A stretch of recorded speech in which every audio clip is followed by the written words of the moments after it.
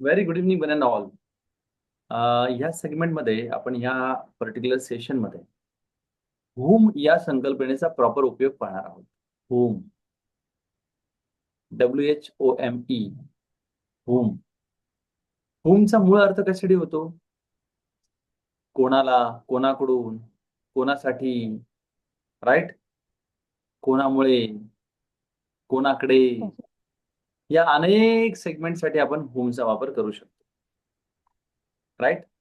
होममध्ये काही बायफर्गेटेड प्रकार असतात, तेही आपण पाहणार आहोत आणि त्याचाही प्रॉपर अर्थ आणि त्याची काही वाक्यरचना देखील समजून घेणार आहोत. फाईन. मी तुमच्यासोबत स्क्रीन शेअर करतोय आणि स्क्रीन शेअरिंग सोबत आपल्याला एका नवीन स्लॉट्समध्ये या सगळ्या गोष्टी खूप प्रॉपर पद्धतीने पाहता येणार आहे.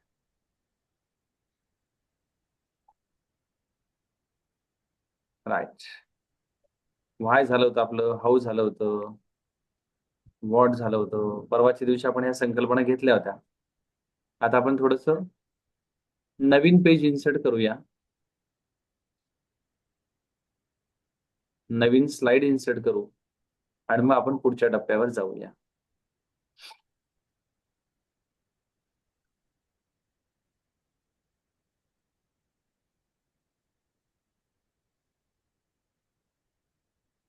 राईट. वरती हेडिंग टाकली तुम्ही, यूज ऑफ होम. याला WHOM, home.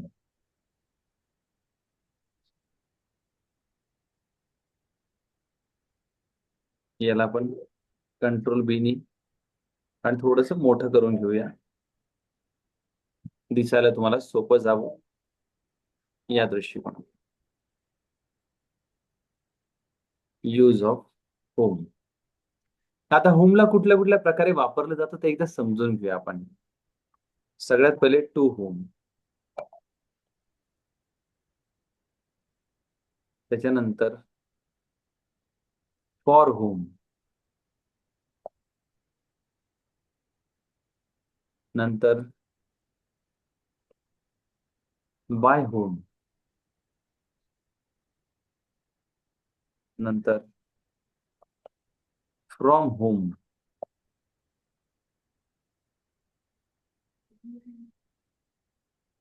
Right. To whom च्या समोर लिहा कोणाला. टू होमच्या समोर लिहा कोणाला.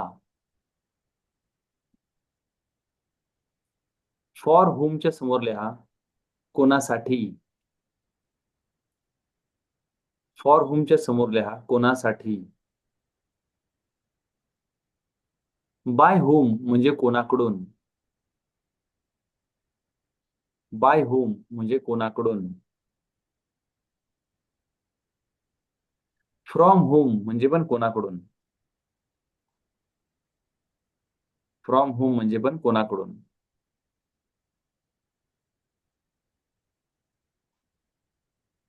नंतर शेवटचं लिहा विथ होम. विथ होम म्हणजे कोणासोबत. विथ होम म्हणजे कोणासोबत.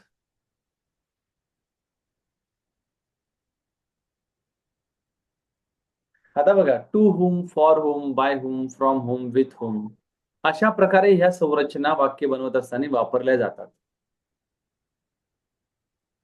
तसं मी तुम्हाला काय म्हटलं, होम म्हणजे काय, कोणाचा.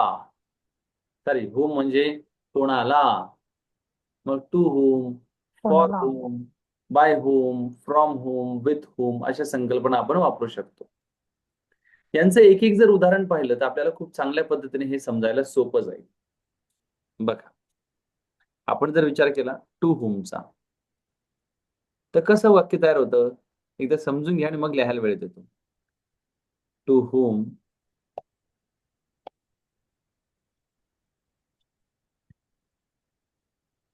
Do you help. सांगा बरं, याचा मराठीत अर्थ काय होतो? To whom do you help. तुम्ही कोणाला मदत केली. नाही, केली नाही, करतो. साधा वर्तमान काळ आहे ना. डू वापरलाय आपण, do, do does. Okay. To whom do you help म्हणजे तू कोणाला मदत करतो. नंतर बघा, to whom do you like, कसं येईल?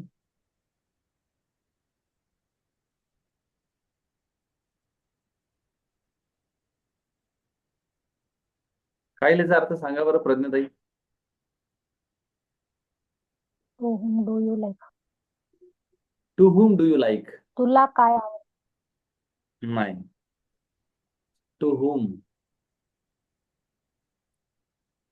कोणाला तुला कोण आवडतं. कोणाला आवडतं, हा.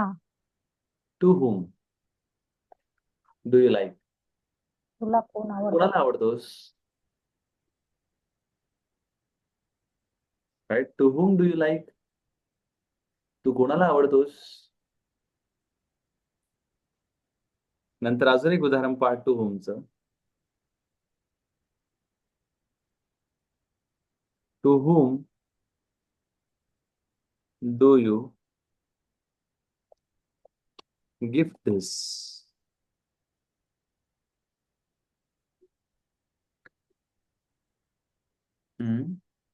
सांगायचा अर्थ काय, to whom do you gift दिस.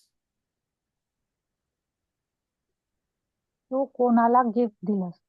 दिलं नाही, देतोस. साधा देतोस. वर्तमान दिलं कधी लागलं असतं, टू whom देतोस. डीड यू वापरला असतं. डीड म्हणजे साध्या वर्तमान काळात, साधा भूतकाळात लागलं असतं. टू whom डू हा. यू गिफ्ट दिस, तू हे कोणाला गिफ्ट करतोस. या पद्धतीने आपण टू whomचा वापर पाहिला. आता आपण फॉर whomचा वापर पाहूया.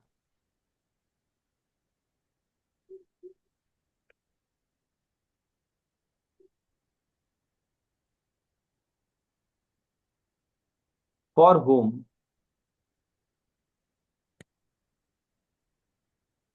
फॉर whom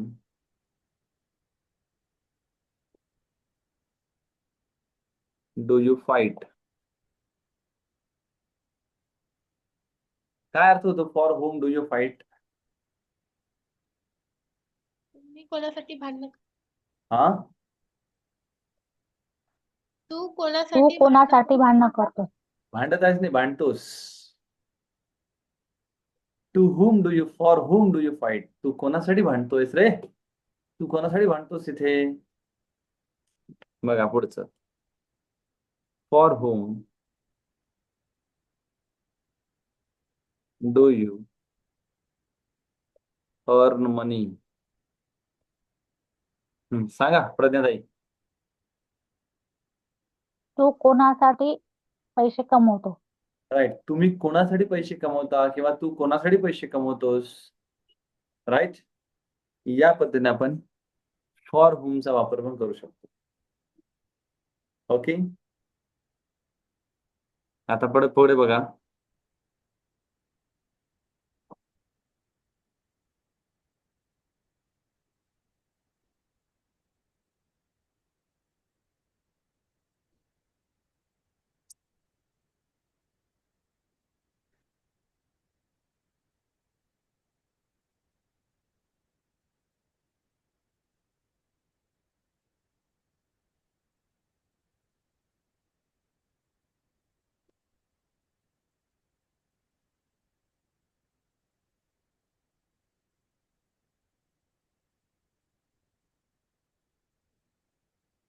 बघा आता स्क्रीन दिसते ना तुम्हाला. हो. बाय होम बघा आता, बाय होम. बाय होम म्हणजे काय, कोणाकडून? कोणाकडून. By whom do you purchase this. काय अर्थ होतो याचा. तू कोणाकडून परचेस केलंस? तू हे कोणाकडून परचेस केलंस? केले नाही, करतोस. करतोस. प्रज्ञाताई साध्या वर्तमानात डूडज लागतं. डूडज डूडज डूडज डूडज. करतोस. साध्या भूतकाळात डीड लागतं, डीड. करतोस. By whom do you purchase this, तुम्ही हे कोणाकडून परचेस करता. नेक्स्ट बघा,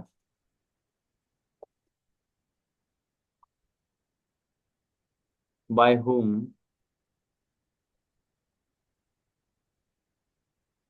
do you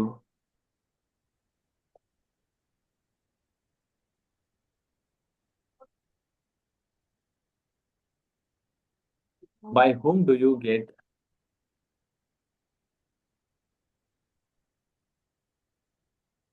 by whom do you get a chance? काय अर्थ होतो सांगा बरं. By whom do you get the chance? तू कोणाकडून गेट म्हणजे चान्स काय सर? घेतो? हा तू कोणाकडून गेट चान्स म्हणजे घेतो? राईट. तुम्हाला कोणाकडून संधी मिळते है ना. By whom do you get the chance? शेवटचं उदाहरण बघा बायचं. By whom the tree has been cut.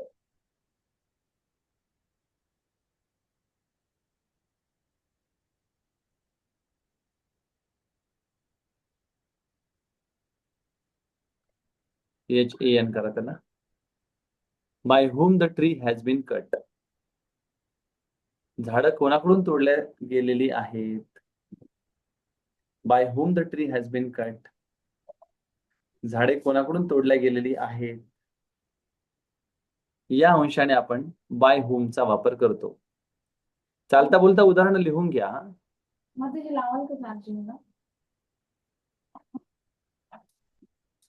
Sir मागचे राहिले लिहायचे. लिहायचं राहिलं एकदा एक काम करा. स्क्रीनशॉट काढून घ्या. चला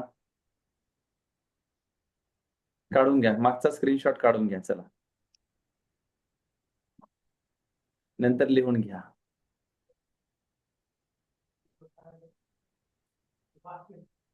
आणि लगेच पिरियड झाल्याच लिहून घ्या. म्हणजे तुम्हाला लक्षात राहायला सोपं जाईल.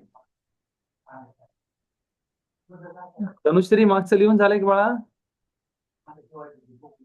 Yes sir. झालंय. ठीक आहे. फाईन. ओके.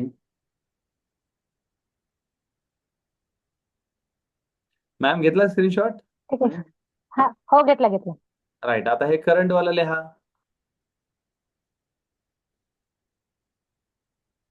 लिहून घ्या चालता बोलता.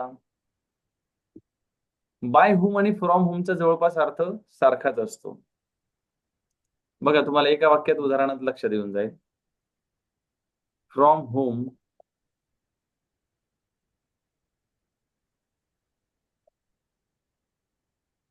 do you like to learn? By whom do you like to learn?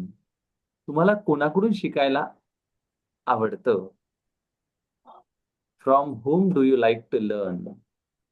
तुम्हाला कोणाकडून शिकायला आवडतं. From whom do you take the chocolates? From whom do you take the chocolates? तुम्ही कोणाकडून चॉकलेट घेता. या पद्धतीच्या वाक्यरचना आपण फ्रॉम या संकल्पनेतून घेऊ शकतो.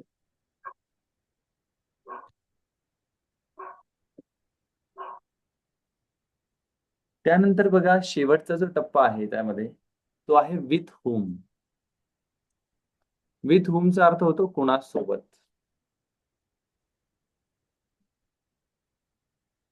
With whom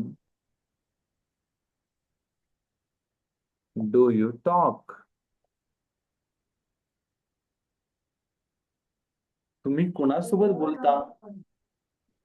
with whom do you talk?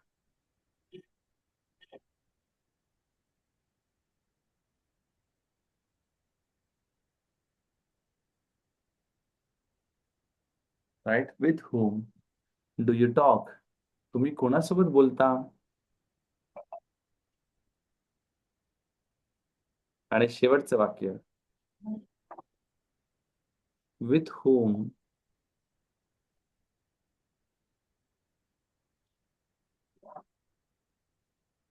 Do you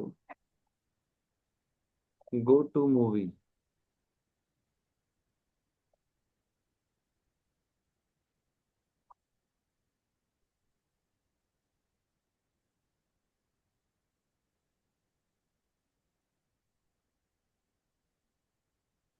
with whom do you go to movie? तुम्ही कोणासोबत मूवीला जाता? आलंय लक्षात? हे लिहून घेतलं ताई सगळं? हो घेतलं. Right, fine. तेजश्री, तनुश्री लिहून घेतलं का बाळा? Yes sir. हा, लिहून घ्या. चला, झालंय ना तुझं? ओके, झालं की असं करायचं वरती. ठीक आहे, फाईन, डन. बघा आता ह्या वाक्यरचना जर एकदा तुम्ही ऑब्झर्व केल्या तर परत एकदा रिकॉल करून देतो. यूज ऑफ होम मध्ये पहिला टप्पा आपण पाहिला टू होम, राईट. पहिला टप्पा आपण पाहिला टू होम. त्यानंतर टू होमची आपण एक 2-3 उदाहरणं पाहिली.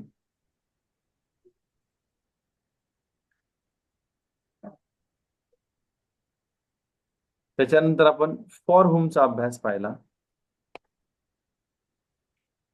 फॉर होम साठी पण आपण 1-2 उदाहरणं पाहिली.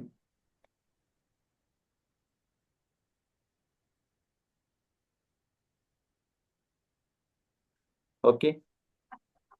त्याच्यानंतर आपण बाय होमचा अभ्यास केला नंबर 3च्या सेगमेंटमध्ये. मग बाय होमची आपण एक 2-3 उदाहरणं इथे पाहण्याचा प्रयत्न केला.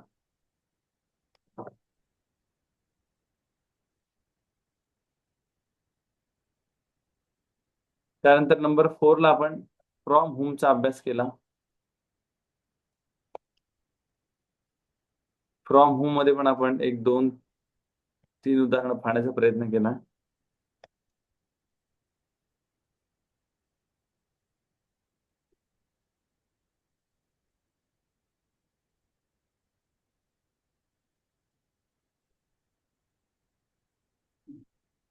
राईट. त्याच्यानंतर आपण विथ होमचा शेवटचा पार्ट पाहिला नंबर 5चा. आणि विथ होमची पण आपण 2 उदाहरणं पाहिली.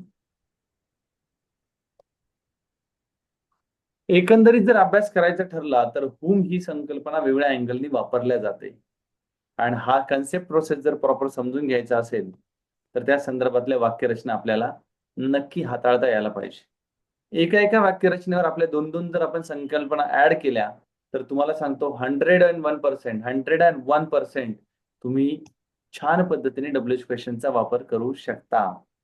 100% करू शकता.